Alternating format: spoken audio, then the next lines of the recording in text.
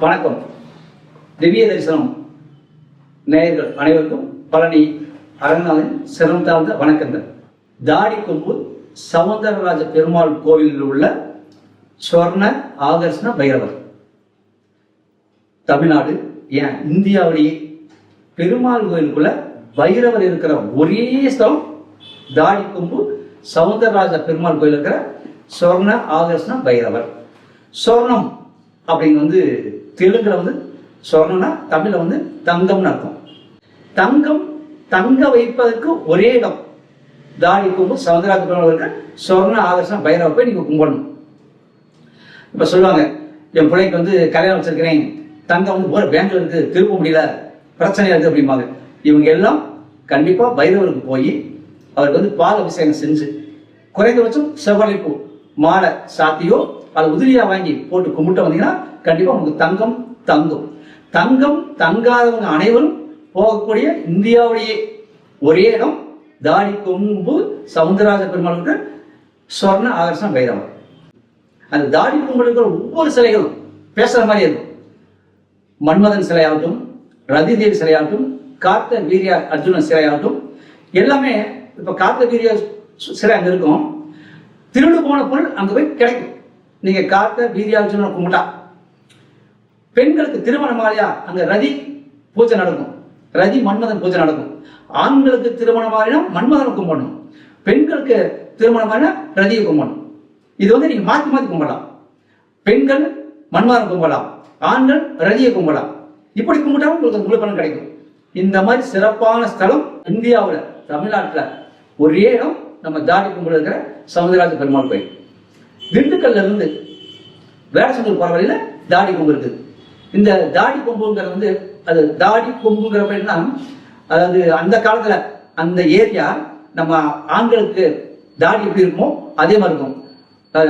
குதிரைக்கு கொம்பு இருக்காது, ஆனா ஆட்டுக்கு கொம்பு இருக்கும். ஆட்டுக்கு தாடி வச்சா எப்படி இருக்கும் அந்த மாதிரி இடம். குறிப்பா உங்களுக்கு ஞாபகம் வரணும், தட்சன் உங்களுக்கு ஞாபகம் வரணும். தட்சன் அந்த ஆட்டு தலையோட அங்க விழுந்த இடம், மிக பிரபலமான இடம். அது ரொம்ப காலம் கும்பிடாம இருந்தாங்க. அதுவும் குறிப்பா இந்த ஒரு 20-30 வருஷத்துல பிரபலம் ஆயிடுச்சு. அதே மாதிரி அழகர் ஆத்துல இறங்குறப்ப அந்த மாண்டூக முனிவருக்கு சாப விமோசனம் கொடுத்தத அந்த சிறப்பா கொண்டாடுவாங்க. அத்தகைய சிறப்பு வாய்ந்த பெருமாள் கோயில்ல பைரவர் இருக்கார். அந்த பைரவர் உங்களுக்கு எளிமையா இருப்பாரு. அந்த நாய் வாகனத்தோட இருப்பாரு. நீங்க அங்க ஒரு தடவை போயிட்டீங்கன்னா உங்க குடும்பத்துல இருக்கிற குறிப்பா இந்த பில்லி சூனியம் செய்வனைகள் அகலும். அடுத்து உங்க சனி தோஷம் வளரும். உதாரணம், சனீஸ்வரனுக்கு பட்டம் கொடுத்தவர் பைரவர் தான். பைரவர் பைரவருக்கு மட்டும்தான் சனீஸ்வரனை கட்டுப்படுவார், மற்ற யாருக்கும் கட்டுப்பட மாட்டார். அத்தகைய இப்ப சனி தோஷம் இருக்கிறவங்க, ஏழை சனி இருக்கிறவங்க, அஷ்டம சனி இருக்கிறவங்க, அர்த்தாஷ்டம சனி இருக்கிறவங்க, கர்ப்ப சனி இருக்கிறவங்க, இவங்க போய் அந்த கோயில கும்பிடலாம். இவங்களுக்கெல்லாம் சனியுடைய தோஷம் கண்டிப்பா விலகும். அப்ப பைரவர் பெருமாள் கோயில் இருக்கிற அதிசயம். அந்த பெருமாள் கோயில் இருக்கிற பைரவர் போய் கும்பிட்டால் உங்களுக்கு பேரதிசயம். ஆன்மீக ஸ்தலங்கள் அப்படி எடுத்துட்டாவே நான் ஏற்கனவே பதிவு போட்டிருந்தேன், குருவித்துறைன்னு சொல்லியிருந்தேன். இப்ப இந்த தாடி கொம்பு சொர்ண ஆகர்ஷண பைரவர்.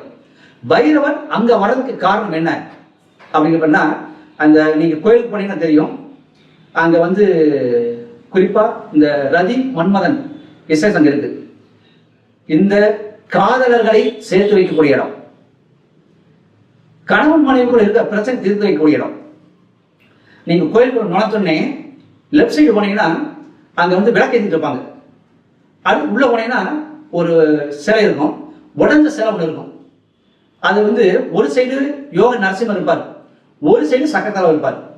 அந்த உடஞ்ச சிலை நான் ஒரு 25 வருஷத்துக்கு போனப்ப அது யாரும் பூஜை பண்ணல. ஃபர்ஸ்ட் நான் தான் பூஜை பண்ணேன்.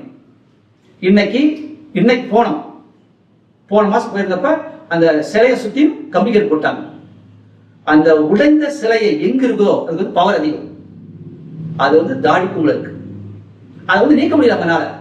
ஆனால் ஒரு சின்ன சிலை தனியா கோயில் வச்சிருக்காங்க. அந்த கோயில் அதே மாதிரி சிலை இருக்கும். யோக நரசிம்மர் சக்கரை இருப்பாங்க, சின்ன சிலையா இருக்கும். ஆனா அந்த கோயிலை சுத்தியும் ஆண் பெண் உறவு வைக்கிற மாதிரி சிலை இருக்கும். ஒரு பெண்ணை சில ஆண்கள் உற வைக்கிற மாதிரியும், சில ஆண்களை சில பெண்கள் உற வைக்கிற மாதிரியும் அங்க சிலை வடிவமைச்சிருப்பாங்க. அது பேரு மன்மத கோயில். தாடி கொம்புல பைரவர் இருக்கிற இடத்துல என்னென்ன விசேஷம் பாருங்க. அப்ப கணவன் மனைவிக்குள்ள பிரச்சனை இருக்குதா, அங்க போங்க. அந்த அவசர கோயில் லெப்ட் சைடு போனே பூசணி தேவை வைத்திருப்பாங்க. உள்ள போனீங்கன்னா அந்த உடம்பு சிலை இருக்கும், அதுக்கு பதில் கம்பிகள் போட்டாங்க. உள்ள போனீங்கன்னா அந்த யோக நரசிம்மர் சின்ன சிலையை வச்சிருப்பாங்க. அந்த சிலையை சுற்றி கோயில் சிலைகள் வடிச்சிருப்பாங்க எல்லாம். அது மிருகம் மனித உறவு, மனிதம் மிருக உறவு, அது பெண்கள் உறவுகள், குழந்தை பிறக்கிற மாதிரி. அதாவது குழந்தை கரு உருவாகி, அதாவது ஆண் பெண் உறவுல இருந்து குழந்தை பிறக்கிற வரைக்கும் இங்க படிச்சு வச்சிருப்பாங்க. இந்த மாதிரி நீங்க பார்த்துருக்கீங்களா? அது தாடி பொம்பளை இருக்கு.